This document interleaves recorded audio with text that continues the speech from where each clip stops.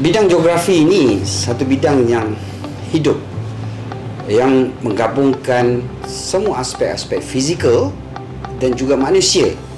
Jadi dia satu bidang yang penting, yang dapat menyediakan setiap graduannya dalam banyak aspek, terutamanya juga di dalam perancangan dan juga pembuatan keputusan. Antara sebab kenapa para pelajar perlu untuk mendaftar di kursus ataupun program antropologi dan sosiologi adalah kerana program ini memberi peluang kepada para pelajar untuk meneroka tentang ilmu kemanusiaan dalam pelbagai latar belakang, masa, lokasi dan juga budaya yang berbeza. Program Sains Pembangunan ini merupakan program yang berteraskan multidisiplin, antaranya ilmu sains sosial, kemudian ada ekonomi, politik, pembangunan dan perancangan dan juga teknologi.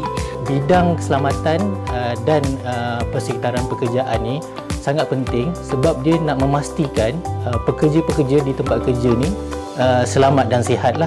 Pensyarah-pensyarah di bawah SEEDS sangat-sangat berpengalaman dalam bidang mereka dan mereka sangat berkaliber dengan kerja mereka. Saya belajar banyak daripada mereka dan selain daripada dalam kuliah, saya juga ada jumpa mereka di luar dan diorang banyak tolong dan berikan nasihatlah kepada saya.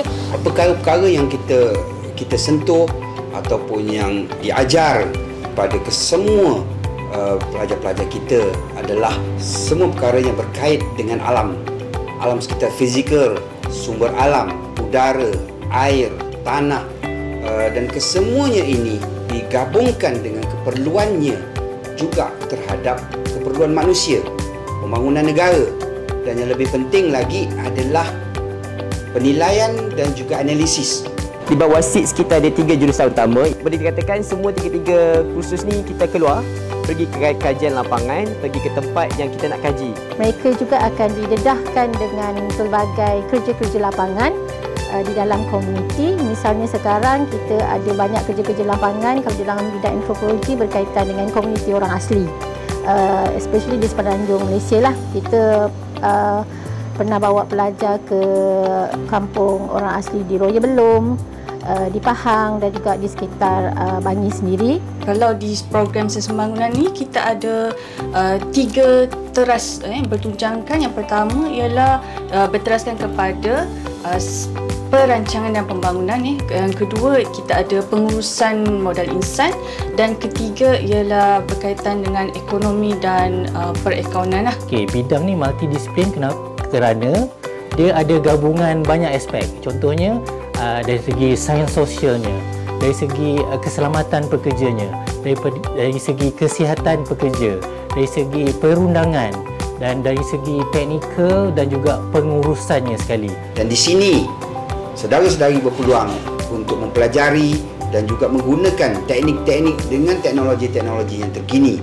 Geographical Information System sebagai contoh ataupun remote sensing sebagai contoh juga, dan juga aspek-aspek penilaian dengan menggunakan drone dan juga ketahanan aspek fizikal yang lain. Kita sains sosial, makna kita adalah dunia yang luas ini. So itu adalah lab kita. Jadi kita banyak membawa pelajar untuk keluar mendapatkan pengalaman-pengalaman di dalam kehidupan yang sebenar dan mereka dapat aplikasikan semua teori-teori yang mereka belajar di dalam bilik kuliah apabila mereka berada di luar.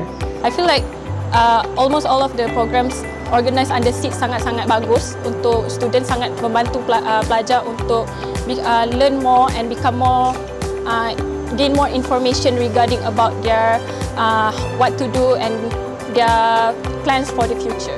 Dari segi kebolehan pasaran, jangan risau, dia punya market di luar sana sangat tinggi. Sebab kursus-kursus yang kita tawarkan ini memenuhi keperluan industri dan juga market semasa lah. Dan juga kursus-kursus itu sangat relevan. Try to become more open and try to build more connections with the people around you so that you can enjoy your university life later.